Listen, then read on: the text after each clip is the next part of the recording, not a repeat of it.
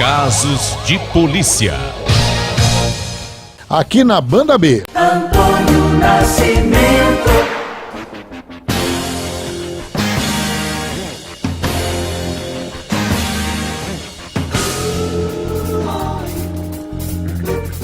Hoje estamos com uma trilha um pouco diferente da habitual aqui do programa. Essa trilha que você ouve aí é a trilha da série CSI, né, de investigação criminal, exatamente porque hoje estamos com um perito criminal aqui no Casos de Polícia. Na noite desse sábado, estamos recebendo aqui nos estúdios da Rádio Banda B o perito criminal Edmar Cúnico, da Polícia Científica do Estado do Paraná. Perito Edmar Cúnico, há 15 anos, trabalha aqui no estado do Paraná, atendendo locais de mortes, né? Mortes violentas, casos de assassinatos, de suicídios, acidentes de trânsito, enfim, todas as mortes violentas. E ao longo desses anos, o Edmar Cúnico foi coletando material e agora, recentemente, acabou editando um livro inédito na literatura brasileira, que é o Perícias em Locais de Morte Violenta. Boa noite, perito Edmar Cúnico. Muito obrigado por ter atendido o nosso convite e estar nessa noite aqui na Rádio Banda B. Boa noite, perito. Boa noite, Toninho. Você que é meu amigo de muitos anos, é um prazer estar com você aqui. O que levou o senhor a escrever esse livro?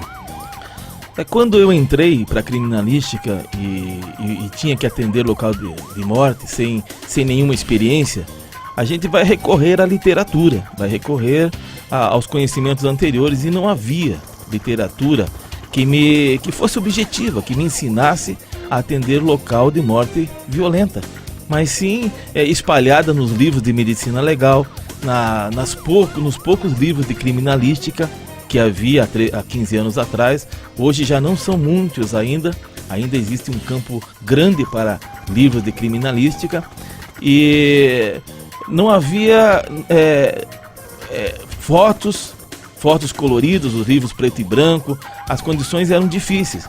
Então eu resolvi juntar material, na época não com o objetivo do livro, mas já fui juntando material, simultaneamente experiência, né? Que foram esse passar de 15 anos e resultando neste livro, que eu espero que seja útil, cobrindo aquela deficiência que eu tive. Então essas próximas gerações aí, eu espero que seja útil para que eles que seja mais fácil para eles. Tá certo. Agora, deixa eu perguntar aqui, qual é a importância do levantamento de local, da perícia científica no local de morte, perito? Nós fazemos a prova material, né, Tony? A prova baseado nas leis científicas, né? Com fotografias, com exames de laboratório. Então são provas incontestáveis, né? Não são, elas não mentem, né? É importante a formação desta prova, porque se existe lá uma impressão digital de uma pessoa num determinado lugar, essa pessoa não pode negar que nunca esteve ali, porque é a impressão digital dela, né? Isso é a importância da prova. Até bem pouco tempo, a população, né, a grande massa, elas não tinham muito conhecimento e nem sabiam da existência da criminalística, né, da polícia científica. Mas com esses seriados americanos e maiormente agora na TV aberta, né, a Rede Record de televisão exibe aí todos os dias, de segunda a sexta, uma série que já está na 6ª temporada. As pessoas agora estão mais atentas ao trabalho da criminalística. Agora, o trabalho da nossa criminalística aqui é realmente aquele trabalho que a gente vê lá na série de TV? Vocês realmente chegam no local e acabam esclarecendo todo o caso? Como é que é, perito? Olha, realmente o interesse da população pela criminalística sempre foi muito grande. Porque é um trabalho, nós fazemos um trabalho realmente bonito, dentro da investigação policial, ele antecede a investigação policial. E agora está sendo explorado nos seriados esse nosso trabalho. Aquilo que se vê nos seriados é realmente o que nós fazemos, só que eles esticam um pouco mais. Nós fazemos a parte da coleta das provas materiais no começo do crime, nas primeiras horas do crime, e depois passa para a parte investigativa. E nós não passamos daí. Mas se fosse assim, não haveria condição de fazer os filmes, né? Então ali, nesses filmes, a parte de criminalística é realmente aquilo que nós fazemos, só que eles esticam o perito para transformando ele num investigador, e ele vai até lá o criminoso e faz a prisão do criminoso. É o que nós não fazemos, né? Isso é com o delegado, isso é uma outra pessoa que faz. Mas todo aquele trabalho de levantamento, de provas ali... realmente aquilo ali, é realmente aquilo, e nós temos condições aqui no Brasil de fazer tudo conforme eles mostram. Há um pouquinho de exagero naquilo ali, lógico, é exagero e um pouco de romance. De fantasia também. Né? Mas eles se mantêm dentro de uma boa realidade, sabe? Tá certo. Perito, o senhor lembra assim de algum caso que o senhor deu atendimento e que foi graças ao trabalho da perícia que a polícia conseguiu materializar e descobrir e prender o autor do crime e colocá-lo na cadeia? São muitos os casos. Às vezes a gente nem tem conhecimento do final do caso. Nós participamos de um filme policial só no começo desse filme, e às vezes não sabemos o final dele, né? Mas alguns casos a gente sabe, e a gente se sente assim gratificado quando vê que o trabalho da gente foi útil, né? Mas nem todo local de morte ele é rico em vestígios, né? Alguns a gente pode encontrar muita coisa e que realmente leva à captura lá do autor. Mas tem outros que são pobres, com poucos vestígios. Um jovem, como hoje nós temos muitos casos, os jovens mortos a tiros no meio da rua por problemas de droga. No meio da via pública é um local onde a gente pode às vezes encontrar muito pouca coisa, né? Já dentro de uma residência já há os impactos dos projéteis, os estojos que ficam, né? Há mais condições de a gente às vezes conseguir a prova.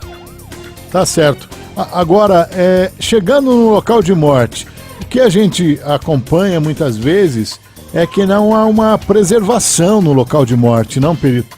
Que muitas pessoas chegam curiosos, acabam invadindo a cena do crime ali, mexendo em coisas.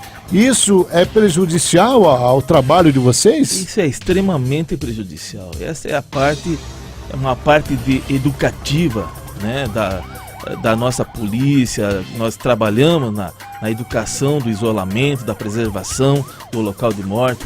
Mas é uma parte difícil, sabe? Porque na chegada ao local de morte, então começa com os curiosos que chegam. E esses curiosos já começam a produzir vestígios falsos, pegadas e outras coisas no local, porque chegam perto do cadáver. Daí vem a polícia, que muitas vezes não isola de uma maneira correta o local, faz um isolamento muito curto, muito junto ao cadáver. E os vestígios que estão a poucos metros dali, eles já são pisoteados pela população. Isso daí prejudica demais. Já começa errado, né? A gente já começa perdendo as provas, né? E como deveria ser feito então, perito, já que o senhor escreveu aqui Perícias em Locais de Morte, que é praticamente um manual, né, de como se atender um local de morte. Como é que deveria ser isolado o local de morte? Olha, a gente às vezes dá palestras de horas sobre isso daí, Toninho, mas isso dá para falar em 1 minuto. Na verdade, existe um local de morte, vamos partir de quando a polícia chega nesse local.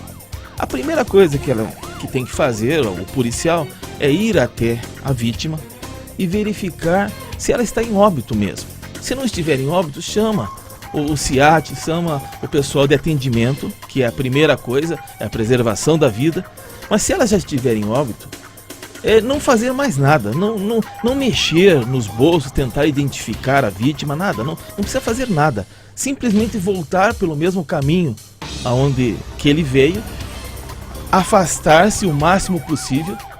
Não é necessário cobrir aquele cadáver como se faz de uma maneira tradicional, cobrir com jornal, com pano, para que o povo não possa ver as agressões. Não, eu sugiro o contrário. Deixe os curiosos longe o suficiente do cadáver para que eles não possam identificar e nem ver as lesões, porque se eles estiverem nessa distância, o local já está razoavelmente bem isolado. Quer dizer então que o bom mesmo é deixar as pessoas longe do local. Vamos dar um exemplo. Então, se ocorre numa via pública no meio de uma quadra, o isolamento deve ser nas duas extremidades dessa quadra. Fechar a rua e não deixar ninguém transitando por ali, né? Isso não acontece, né?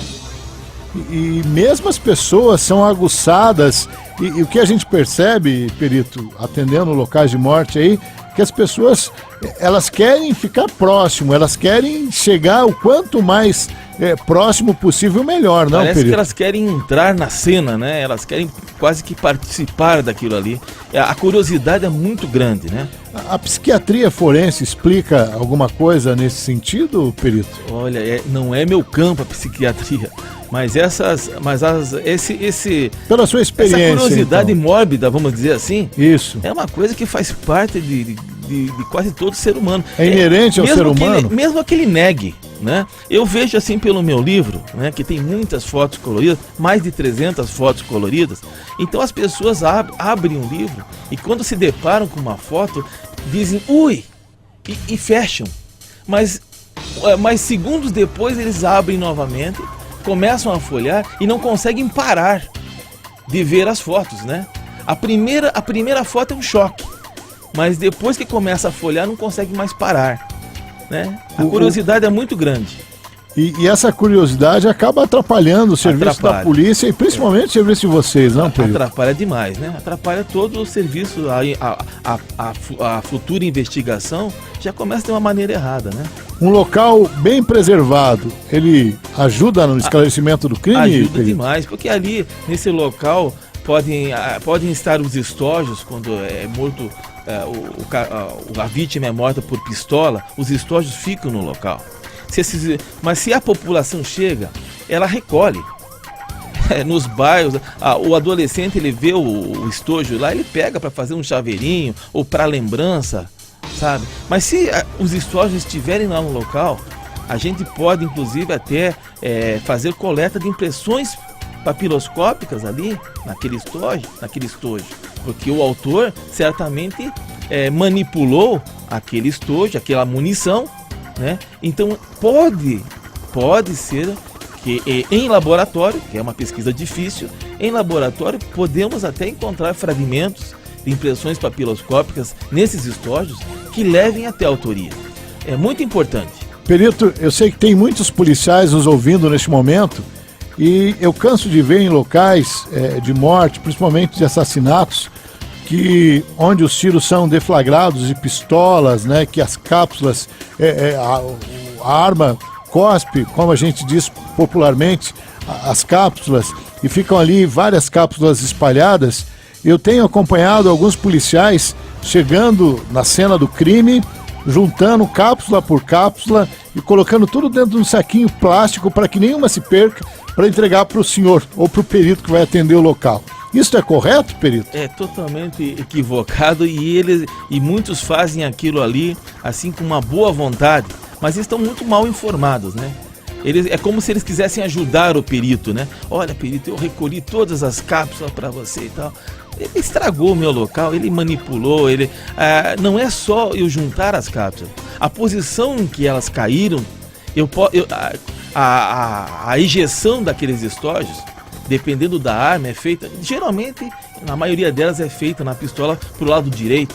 Então, se eu vejo que as cápsulas caíram numa determinada posição e todas elas são injetadas naquela posição, eu sei determinar a posição do atirador, né, em relação à vítima. Eu consigo compreender aquele local. Mas se elas forem recolhidas, já essa informação me falta. Já perdi uma parte. Isso me torna o meu trabalho mais difícil. Qualquer coisa que seja tirada do local já vai dificultar no meu trabalho. Quer dizer, o seu laudo, né, determinando ali a direção, a posição que o atirador estava, né, mais ou menos a posição que ele estava atirando na vítima, e daí pegando o laudo do médico legista, vendo a trajetória da bala dentro do corpo da vítima, tem como fazer um diagnóstico quase preciso, não, perito? A gente pode fazer uma reprodução simulada daquilo, né? Recompor toda aquela cena e saber exatamente como ocorreu o crime, né? A posição que a vítima estava, se a vítima teve defesa, teve condições de se defender ou não, né? Que é uma coisa muito importante. As lesões que ela apresenta, que a vítima apresenta nas mãos e nos braços, mostra que ela tentou se defender de uma forma automática e ineficiente, logicamente, mas é um ato rápido que a pessoa faz procurando tapar a boca da arma ou impedir aquele projétil, que nunca vai acontecer. Mas as lesões vão aparecer na mão, nos braços. Aí a gente mostra que ela tentou se defender. Houve uma tentativa, ou ela foi atingida pelas costas, ou foi pela frente. Nós vamos contar aquela história. E se esses elementos forem tirados dali, a história vai ficar incompleta. A gente chega no local, nos filmes do cinema americano, a gente vê muito bem isso. Digitais na maçaneta do carro, no vidro do automóvel ou na janela da residência, vestígios no vidro. Nos filmes, os peritos chegam e fazem a coleta. Isso aqui no Brasil, aqui no estado do Paraná, também é possível? Gostaria que o senhor respondesse isso após o intervalo comercial. A gente já volta com Casos de Polícia, trazendo hoje aqui uma entrevista bastante técnica, mas também muito didática, com o perito criminal Edmar Cúnico. Já a gente volta aqui no Casos de Polícia. Estamos apresentando Casos de Polícia. Antônio Nascimento.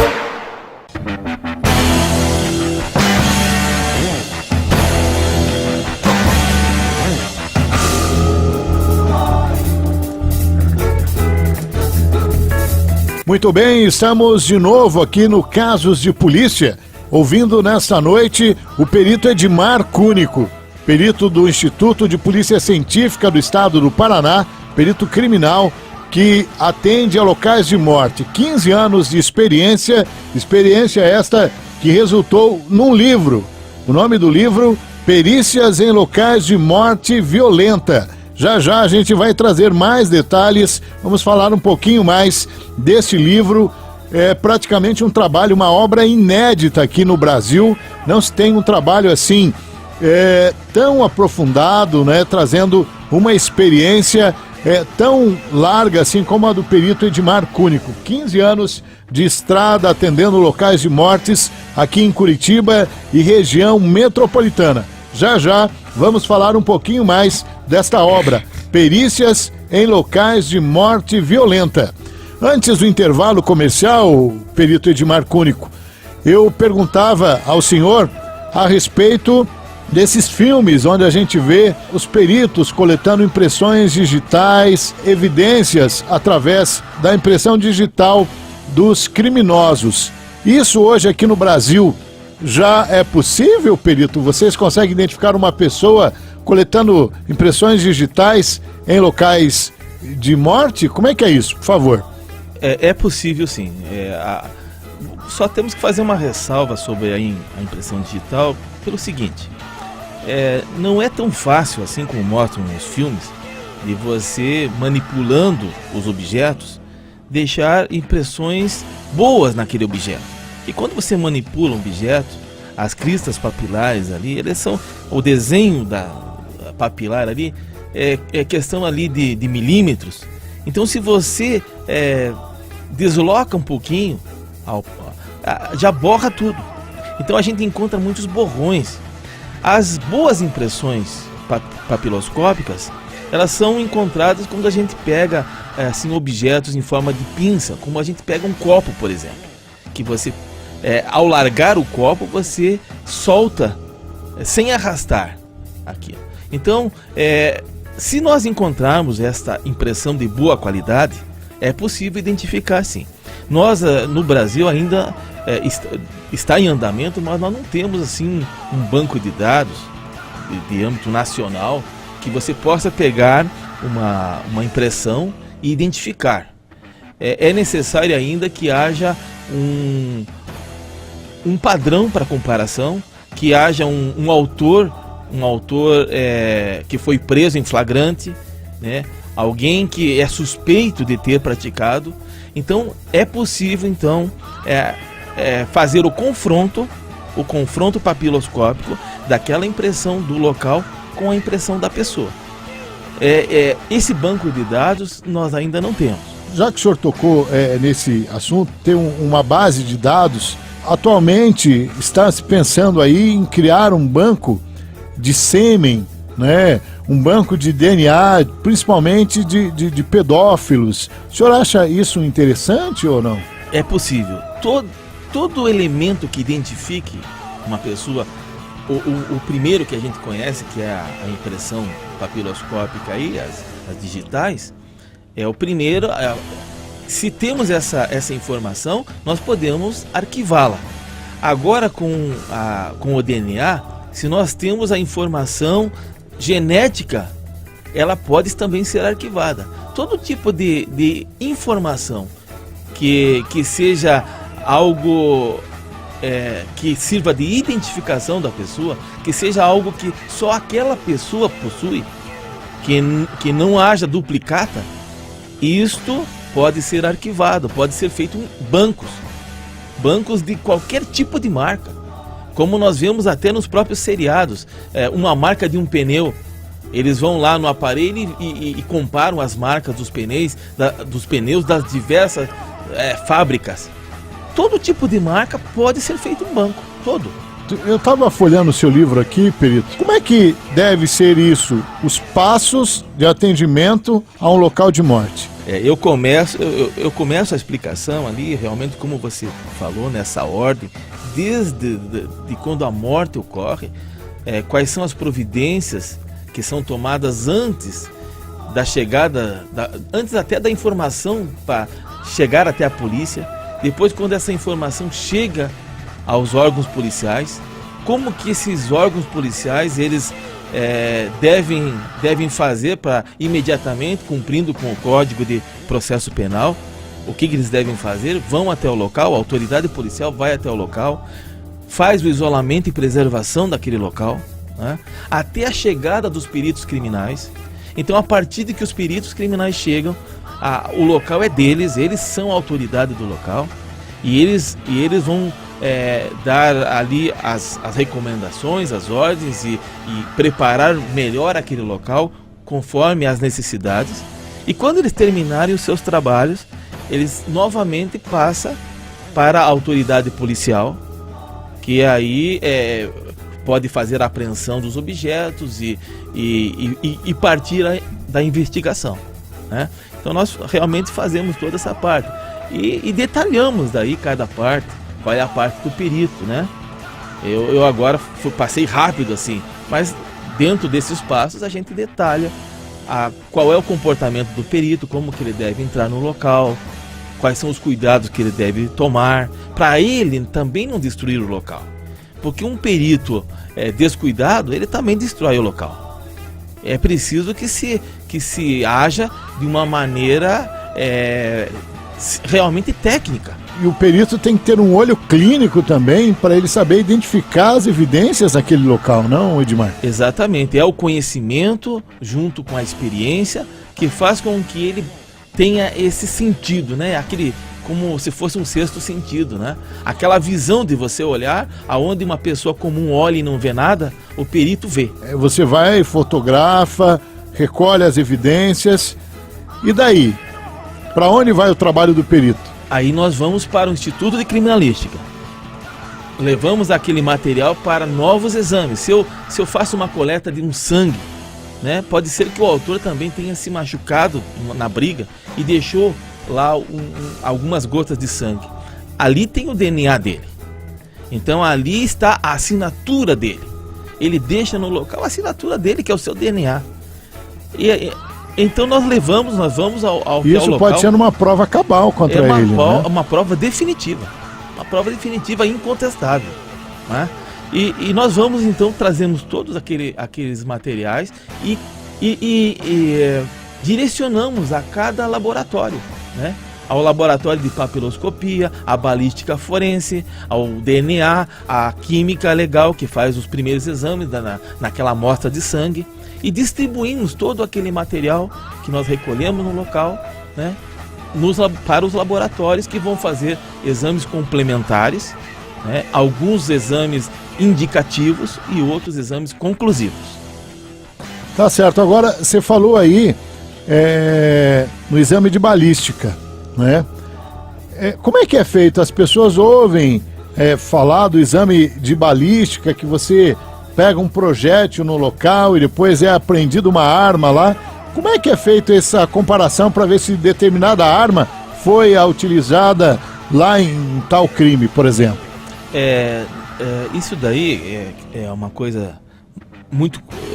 cria muita curiosidade realmente nas pessoas de saber como que pode se saber que o projétil saiu daquela arma. Na verdade, eu vou ser mais exato e dizer que nós podemos dizer que o projétil saiu daquele cano. Porque um cano pode ser trocado numa arma. E a gente então tem esse cuidado de dizer, não que foi a arma que atirou aquele projétil, mas saiu daquele cano. E por que a gente pode dizer que aquele projétil saiu do cano? Porque na alma do cano, no interior do cano, apesar, se nós olharmos assim a olho nu, nós vamos ver que ali é muito liso, mas na verdade não é. Existem imperfeições naquele cano. E quando o projétil passa por dentro daquele cano, ele é riscado pelas imperfeições do cano. E cada cano tem uma imperfeição diferente, própria só dele. Aqueles riscos não são os riscos maiores que determinam, mas são os riscos microscópicos, porque a análise é feita num microscópio óptico e se amplia muitas vezes daquele projétil, e na superfície nós vamos ver aqueles riscos microscópicos. Comparando o projétil que foi colhido lá no local com um projétil que foi produzido no laboratório, atirando-se com aquela arma que é suspeita, né?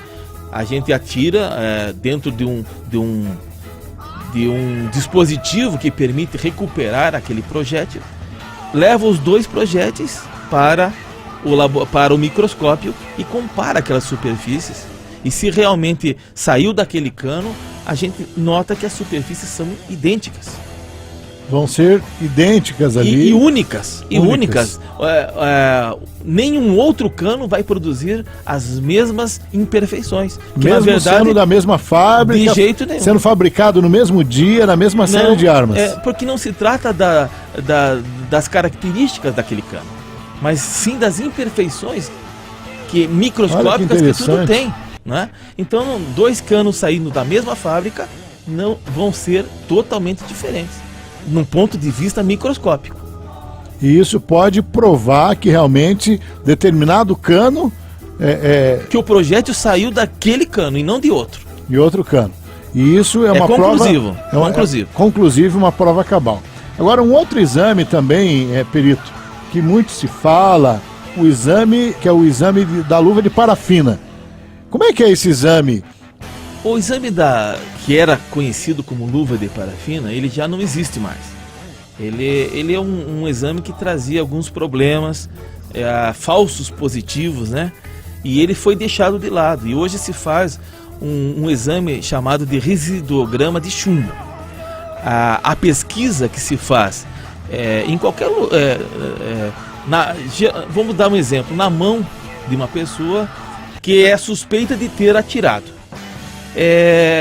o que se tenta encontrar na mão dela é resíduos de chumbo.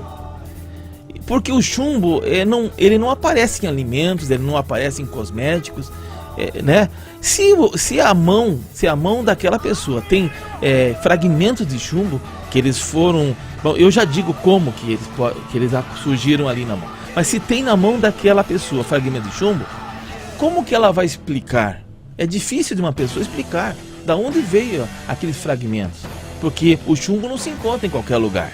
Mas agora, como que aquele chumbo vai parar na mão da pessoa? Quando o projétil sai, ele sai pelo cano, os mesmos gases que impulsionam aquele projétil para a frente, jogam os fragmentos daqueles riscos que nós falamos agora há pouco, pequenos fragmentos jogam para trás. Minúsculas partículas de chumbo que são jogadas para trás, naquela fumaça que acaba impregnando a mão do atirador. E se for encontrado aquele fragmento de chumbo ali, é muito difícil contestar que ele não atirou.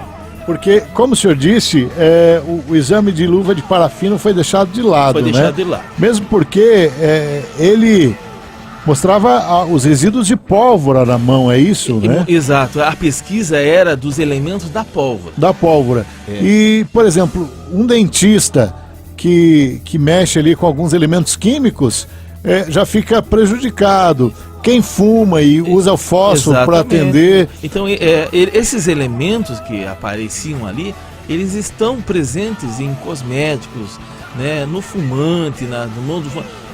Logo, era um exame indicativo. Ele podia ser feito de uma forma indicativa, mas ele era tratado de forma conclusiva. O erro era esse. Não se pode, com o exame de parafina, provar que a pessoa atirou. E ele era feito desse jeito. E por isso foi deixado de lado. Tá certo. Perito, num outro capítulo aqui do seu livro, está na página 185, o senhor fala do monóxido de carbono, né? Eu gostaria de falar com o senhor, mas após o nosso intervalo comercial a gente volta tratando aqui das mortes. Alguns peritos, inclusive, denominam essa morte de morte branca. Já vou perguntar para o senhor se realmente é correto dizer que é a morte branca ou não. Já, após o intervalo comercial, continuamos esta entrevista com o perito Edmar Cúnico. Já, aqui na Banda B. Estamos apresentando Casos de Polícia. Antônio Nascimento.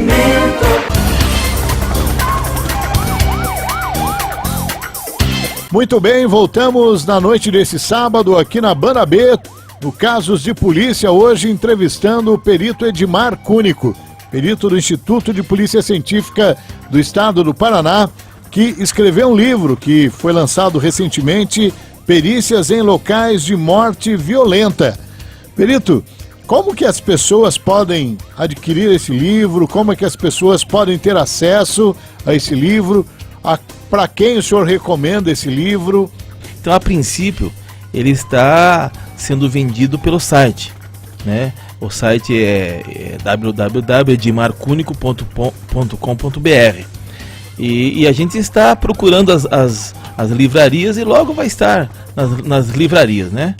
Por enquanto está apenas no site. Tem algum telefone também de contato? Lá no site tem telefone, tem diversas formas de pagamento. A gente está usando o PagSeguro, que é um método bom, como diz, PagSeguro. As pessoas têm muito medo de comprar pela internet, né? Mas esse método que eles criaram, desse intermediário, que o PagSeguro é um intermediário, é um método realmente bom de se adquirir as coisas pela internet, sabe?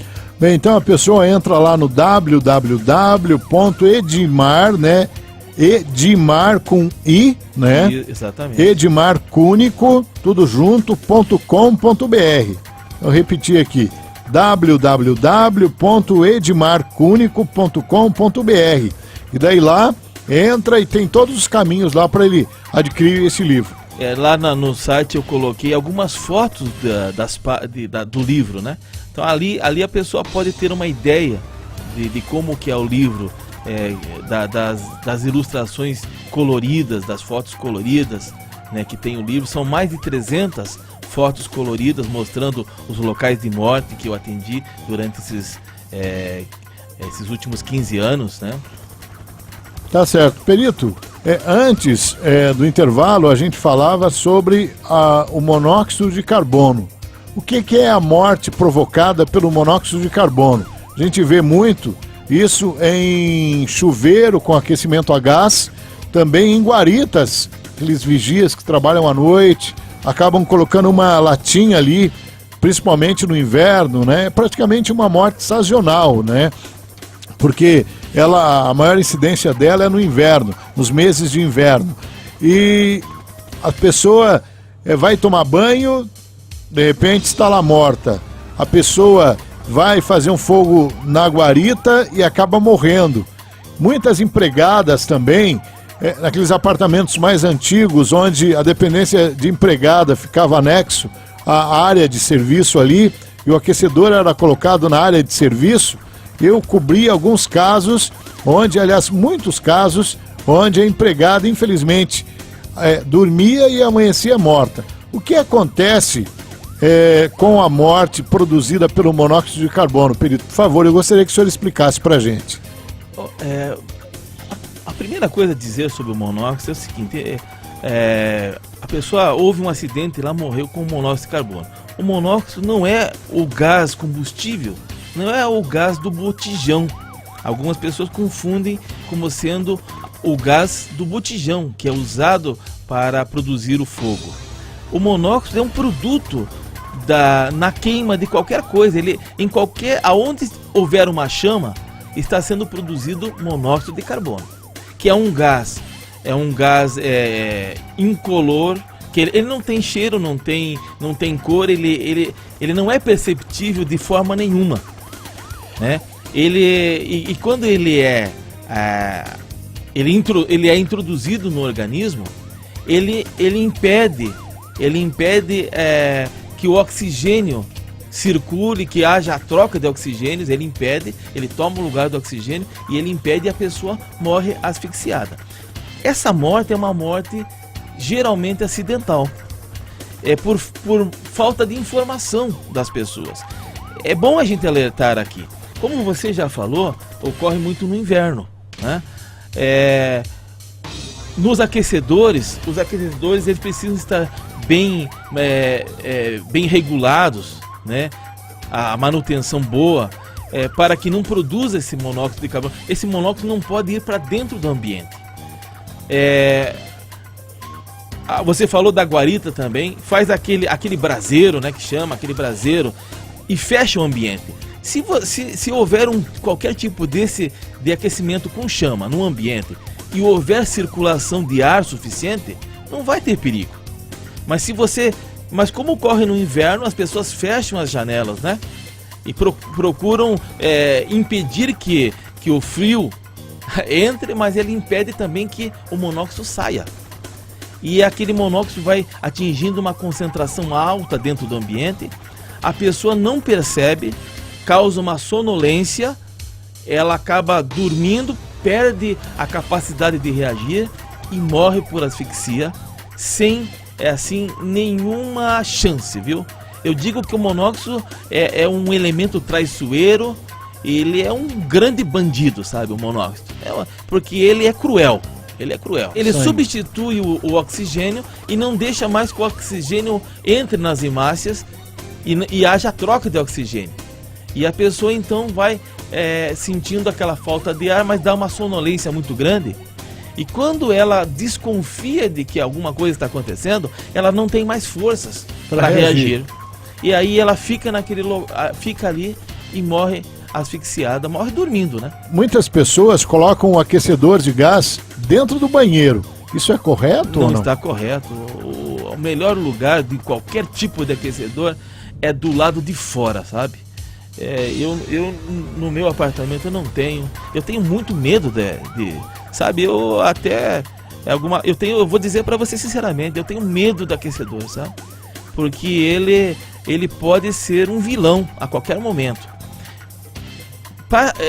a maneira correta e que não haja risco nenhum é que o aquecedor esteja do lado de fora do ambiente. Do lado de fora, aonde haja uma ventilação abundante e que só o aquecimento é que venha para dentro do ambiente. Mas nunca a parte da chama, a parte onde vai ser queimado, deve estar do lado de fora do ambiente. Estava folheando aqui enquanto a gente estava conversando. Local de ossada. Como é que a perícia trabalha onde é localizado? A gente vai para um local, de repente chega lá, só está a ossada. Como é que é esse trabalho de tentar descobrir, de recriar aquela cena do crime ali? Porque quando tem o cadáver, você já vê os ferimentos, já vê as feridas ali, né? E já tem mais ou menos uma noção de quanto tempo aquela pessoa está morta, como foi ali. Mas e quando é uma ossada, como é que o senhor faz para montar esse quebra-cabeça, perito?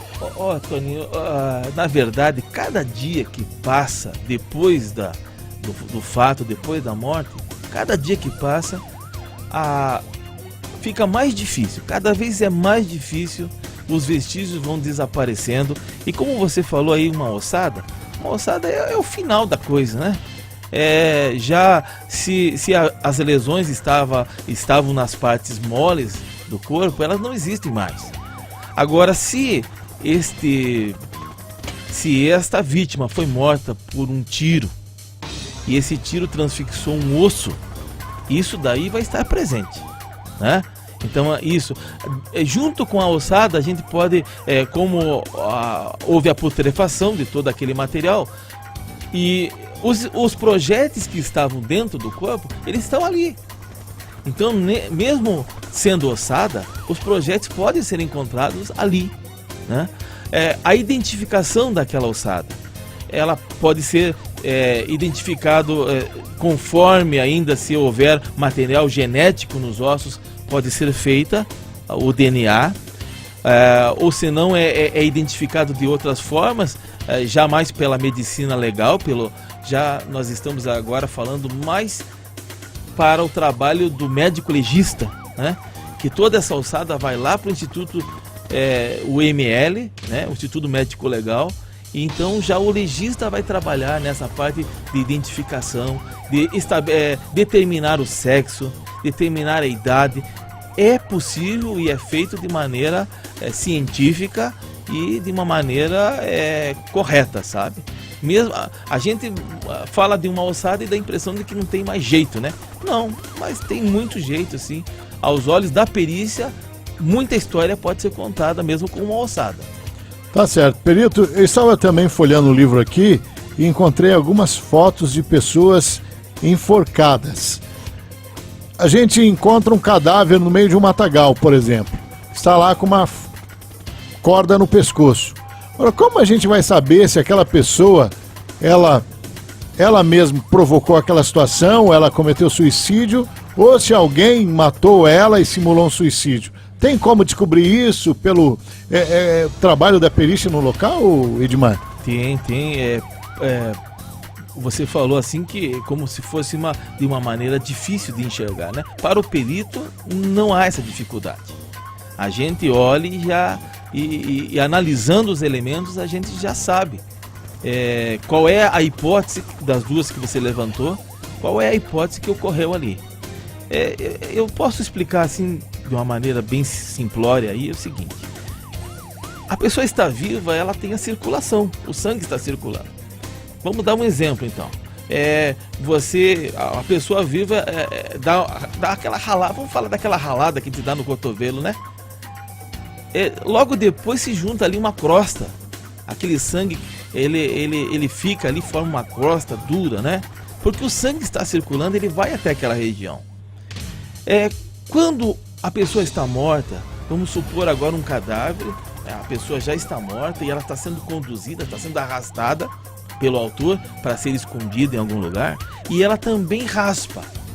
Mas como não há mais circulação, aquela lesão é diferente da lesão que estava no vivo, porque o sangue não vai mais chegar até. Ali vai formar uma casca branca. Não existe mais a casca vermelha ou aquela marrom do sangue. Não, são esses os detalhes que contam a história para o perito. Da mesma maneira, aquele sulco do enforcado. Se a pessoa for morta antes e depois pendurada, o sulco vai ser um sulco branco, porque não existe mais a circulação do sangue, né? Mas se ela estiver viva, aquele sulco vai estar cheio de sangue, de bolinhas, né? E esse sulco se concentra onde? É só para explicar para o ouvinte. O sulco da corda, enforcado, né? Aquele sulco que é formado pela corda, pelo lençol, pelo o elemento constritor, né? Seria aquela marca que fica no pescoço. Aquela marca que fica no pescoço, que permanece, que o cadáver depois esfria e aquela marca permanece, né? No pescoço. Aquele fundo daquele sulco ali, se a pessoa estava viva quando foi pendurada ali, ele vai ser escuro. E se ela já estava morta, vai ser claro. Agora, mesmo, vamos dizer que seja colocado daí, a pessoa, ela está viva, mas ela foi forçada, ela foi colocada de uma maneira forçada e pendurada ali. Aí haverá outros vestígios, porque essa pessoa, ela vai reagir.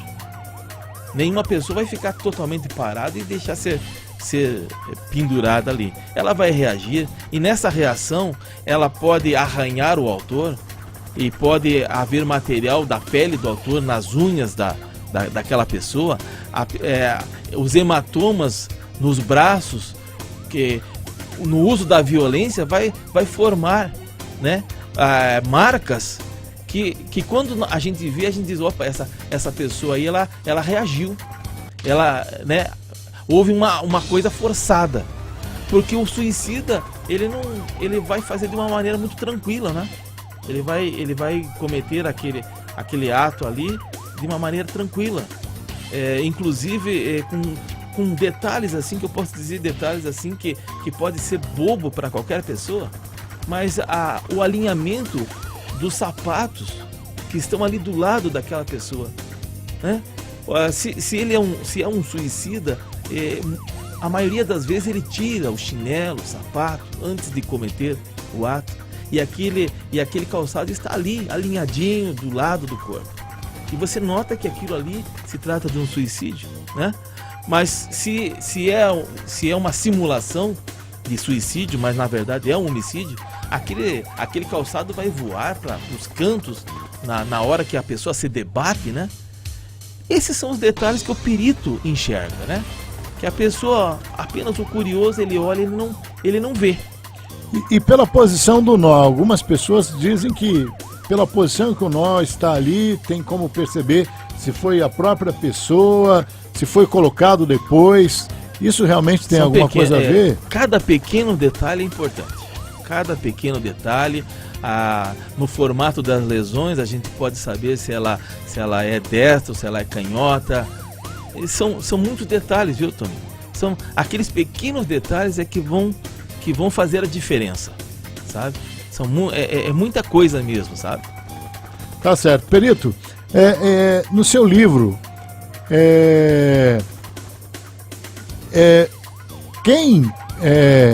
para quem o senhor recomenda esse livro?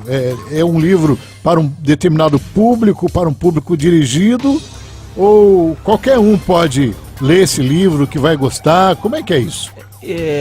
A princípio a gente poderia pensar que esse livro foi dirigido aos peritos criminais, né?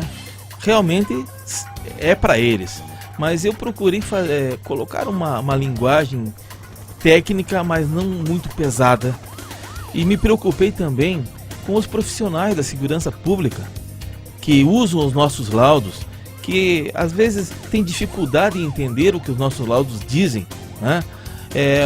Desde do policial que atende. O policial que atende o local de morte, ele vai ter lá informações sobre o isolamento e a preservação do local. O delegado também vai ter informações úteis para ele, o promotor, o juiz. Os profissionais dessa área criminal, eu tenho certeza que irão encontrar grande utilidade no livro, né? Mas e tem aquela outra parte que você já falou no teu programa, que vem da curiosidade do povo por causa dessas séries, né? Essas séries. Mas falando só da parte profissional, os advogados criminais, os estudantes de direito, é uma grande grupo de pessoas, sabe? Os estudantes de medicina também, não, Perito? Porque existem matérias de medicina legal dentro das universidades, né? Eu garanto, mais pelo seguinte, né? Porque esse livro, ele fala apenas, são 400 páginas, quase 400 páginas, mais de 300 ilustrações coloridas, que fala só sobre o local de morte, né?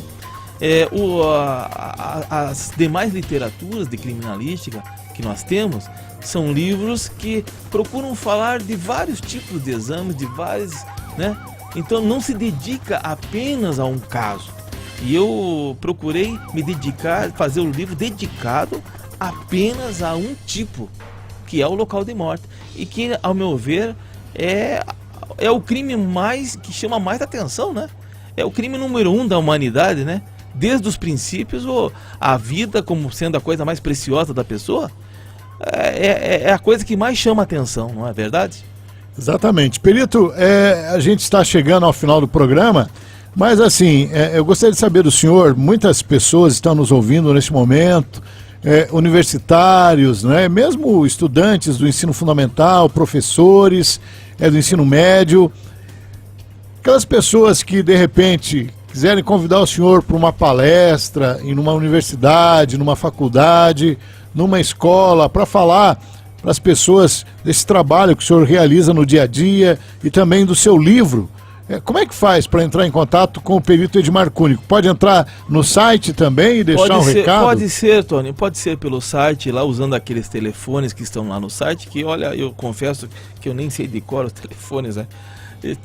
Mas eles estão lá no site, então eu convido a pessoa a ir lá, e eu coloquei 2 telefones lá no site, né? E pode me encontrar no Instituto de Criminalística. Nós estamos aí à disposição para fazer palestras né, nas escolas, convidando a gente está aí disponível para ir. Tá certo. www.edmarcunico, né? Edmar com I, né? É importante a gente colocar isso. Tem muito Edmar, né? Edmar com demudo ou Edemar, né? Nós temos aqui o Copani, que é Edemar com E. Exatamente. Né? Mas o senhor é Edmar com I, né? EDIMAR Cúnico, com C também, né? CUNICO. Exatamente. www.edmarcunico.com.br. Você que gostou da conversa, da prosa aqui do perito Edmar Cúnico, se quiser ligar ele aí, entrar em contato com ele, para ele ir na sua faculdade, para ele ir até o seu colégio, falar aí com os alunos da sua escola, com os colegas da sua escola, o perito Edmar Cúnico está à disposição. Muito bem, nós chegamos ao final de mais esse Casos de Polícia. Eu gostaria de agradecer imensamente a presença aqui do nosso perito criminal Edmar Cúnico, que deixou seus afazeres, deixou a família, né, na noite desse sábado para estar aqui conosco conversando a respeito do livro dele, Perícias em Locais de Morte Violenta, e falando um pouquinho, explicando para nós leigos como é que funciona o trabalho do perito criminal. Porque a gente só tinha uma ideia até hoje através das séries americanas aí. Perito, muito obrigado pela sua presença aqui, viu? Eu que agradeço, Toninho, eu agradeço por esse convite, por essa oportunidade de falarmos sobre esse assunto, e agradeço por você lembrar disso. Eu sei que você não ia esquecer, porque nós já nos conhecemos há muitos anos, e eu fico grato então por esse teu convite, viu? Aliás, perito, esse nosso conhecimento vem antes de nós nos encontrarmos nos locais de morte, né? Locais de morte, né? E já faz tempo que nós nos encontramos. 15 anos já que nós nos encontramos, mas muito antes disso. Bem antes de mais de 15 anos. Nos encontrávamos lá pelos endereços do clã dos Machados lá, exatamente, né? Na região do bairro Portão. Um abraço, uma boa noite, perito. Boa noite a todos. Muito obrigado a você que esteve ligado conosco na noite desse sábado aqui no Casos de Polícia. Fique agora na agradável companhia do Giovanni Barreiro e o Jornal da Banda B, edição de sábado. Nós voltamos no próximo sábado com mais uma história no Casos de Polícia, aqui na Banda B. Antônio Nascimento.